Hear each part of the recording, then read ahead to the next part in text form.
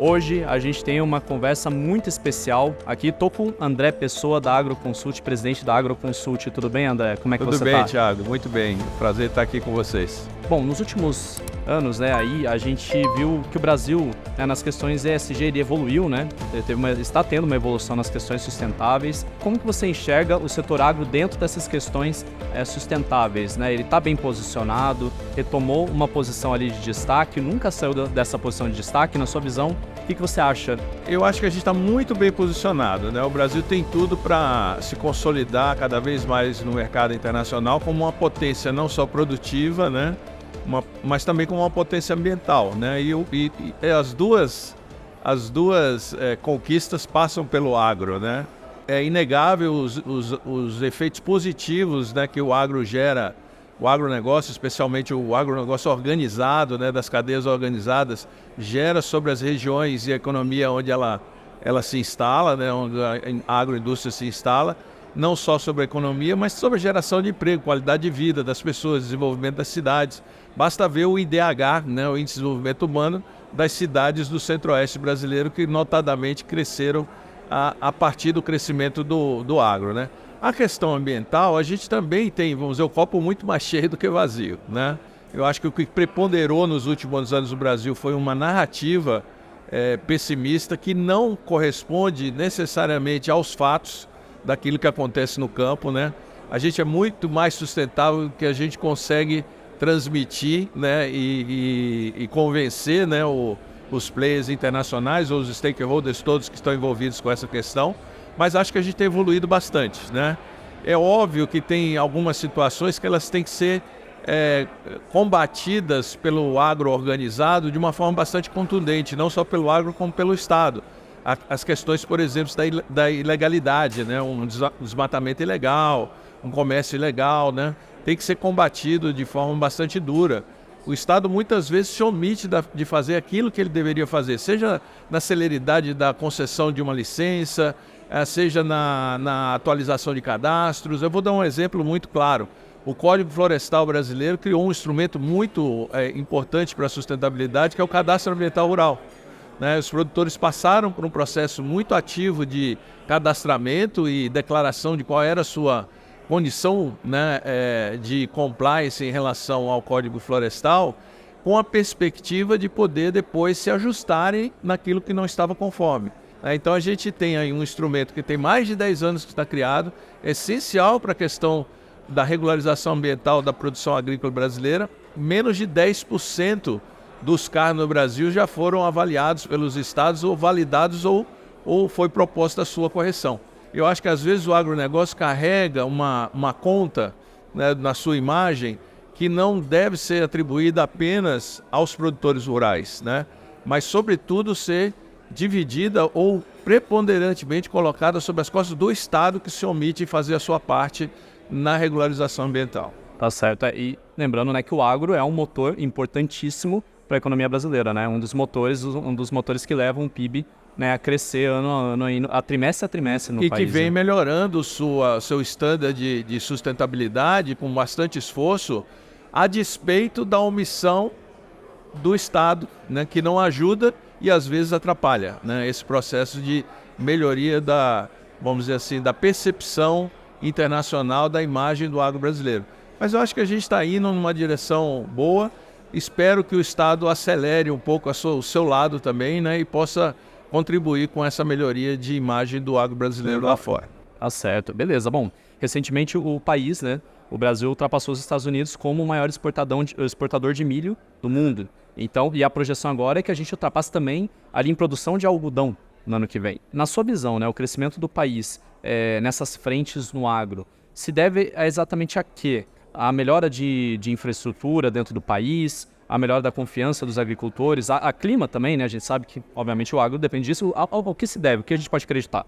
Se tivesse que resumir numa única coisa, eu diria que é a tecnologia. O uso da tecnologia no campo no Brasil é padrão mundial, A gente usa o que tem de melhor em tecnologia agrícola para produção especialmente de grãos, mas não só grãos, cana, fibras, como é o caso, celulose. Então tem uma série de setores que o Brasil, as próprias frutas, carnes, ou seja, uma série de setores em que o Brasil desponta como um dos principais produtores exportadores mundiais, tem na sua origem uma alta dose de tecnologia elevada empregada na produção, né?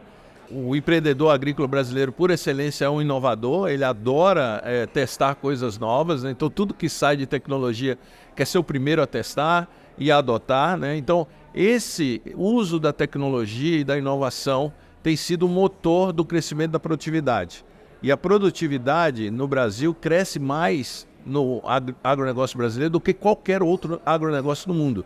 Quando a gente entra em produtos com mais valor agregado, se a gente pegar aí o mercado internacional, né, o grande mercado internacional é o mercado de carnes, né? A gente tem também o mercado de produtos preparados ou processados e que a gente participa muito pouco, né? Então, em carnes a gente vai bem, em grãos a gente vai bem, né? Mas a gente ainda não participa de alguns mercados muito relevantes, né? Por barreiras comerciais que nos impedem de participar desses mercados, às vezes barreiras sanitárias, transvestidas de barreiras sanitárias, são barreiras também muitas vezes comerciais, e agora também a gente tem uma preocupação em relação a barreiras ambientais, né? Algumas legítimas, outras são claramente uma outra forma de criar barreiras comerciais à entrada de produtos brasileiros que são extremamente competitivos no mercado. Eu acho que a gente tem aí um espaço para ocupar nessas cadeias que a gente ainda não participa, sobretudo cadeias com mais valor agregado, né, industrializando produtos aqui, que precisam de uma ação, de novo, do Estado, mas também do setor privado organizado, em abrir mais mercados que estão hoje restritos aos produtos brasileiros, seja por razões tributárias, seja por razões sanitárias, seja por razões ambientais, né? Eu acho que a gente tem uma expectativa de que o Brasil se consolide ainda mais como o maior exportador líquido, né, de produtos agrícolas para o mundo nos próximos anos. Legal, temos vetores de crescimento aí, né, à frente. Basta a gente conseguir ali com o apoio do Estado, também com a iniciativa privada organizada, conseguir encaixar as coisas e a gente Exatamente, Thiago. Do ponto de vista da produção, daquilo que está da porteira para trás, a gente faz muito bem, né? A gente tem algumas dificuldades da porteira para frente, seja aqui até chegar no porto, né, ou lá fora para acessar mercados. Mas eu acho que a gente tem melhorado também nesse aspecto. Acho que há uma sensibilização de todos os agentes que fazem parte da cadeia, inclusive do governo, para esses pontos. A gente avançou muito nos últimos anos, abrimos muito mercados. A pandemia nos ajudou a acessar alguns mercados que estavam ali inseguros em relação à sua segurança alimentar. E o Brasil ocupou esse espaço como um fornecedor confiável de grandes volumes de produtos com sustentabilidade, com rastreabilidade, com confiabilidade. Então, acho que a gente deve seguir ampliando essas nossas exportações do agro nos próximos anos de forma bastante vigorosa. Eu queria chamar uma pergunta, na verdade, sobre reforma tributária. Inicialmente, né, a ideia é que a cobrança de impostos, né, sobre produtos e serviços seja taxado no local da venda final. Na sua visão, há algum impacto específico da reforma do jeito que está hoje, né, para o agro, de uma maneira geral? Qual o impacto? Não é todos os setores vão ser afetados. Então... Não, existe impacto, né, para o agro. Eu acho que a bancada ligada ao setor foi muito hábil, né, na negociação no Congresso para tentar evitar algumas injustiças ou uma tributação excessiva sobre o setor. Então, de alguma forma, o setor foi preservado, né, em relação às alíquotas que virão, né, que não se sabe exatamente qual será, né, o nível da alíquota, mas já um acordo em torno de um percentual de redução da carga tributária sobre o setor. Mas existem algumas preocupações ainda, né? Em particular no que diz respeito às exportações, que a gente falava há pouco. Um dos grandes incentivadores do crescimento da exportação brasileira foi a Lei Candir, né? Que isentou produtos semi-elaborados e primários, né, de imposto na saída, né?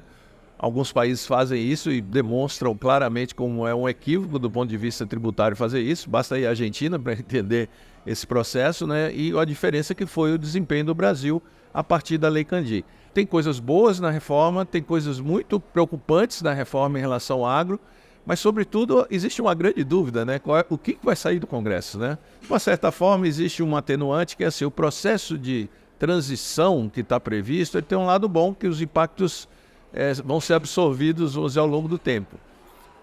O lado ruim de ter um processo de transição é que nós vamos conviver com 2 sistemas tributários ao mesmo tempo.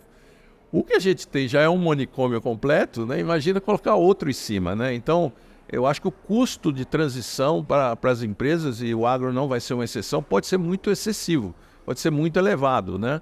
Então, a gente ainda precisa ver os detalhes do que vai sair do Congresso para fazer uma adequada avaliação de em que o agro vai ganhar, o que o agro vai perder. Certamente vai perder em alguns aspectos, uma negociação sempre impõe alguns custos, né? Mas o importante é que se preserve ao máximo a capacidade competitiva do agro, né? E que não se amplie uma carga tributária no setor que é o setor mais pujante da economia, maior gerador de empregos, maior gerador de divisas, né? E o maior gerador de crescimento de PIB, né? Então, eu acho que essa é a preocupação que a gente tem, é que não saia dali uma coisa que seja extremamente negativa. André, nosso tempo aqui está acabando. Agradeço mais uma vez muito a sua participação aqui, o convite para conversar aqui conosco no Safra. Seja bem-vindo sempre que quiser falar com a gente. Eu que agradeço, Thiago. É um prazer estar aqui com vocês e com todos aí os ouvintes aqui do teu programa, né? Todo mundo que entra ali no canal. É uma satisfação. Estou sempre à disposição. Obrigado. Perfeito. Obrigado. E bom, agradeço também a você que nos acompanhou aqui nessa entrevista com o André Pessoa, presidente da AgroConsult. Se você está chegando agora, está conhecendo os conteúdos do Safra nesse momento, não se esqueça de se inscrever no nosso canal no YouTube e também nos seguir ali no LinkedIn e no Instagram, que são as contas, né? Na verdade, os canais onde temos contas oficiais do Banco Safra. Beleza? Então, um abraço, bons negócios e até a próxima conversa.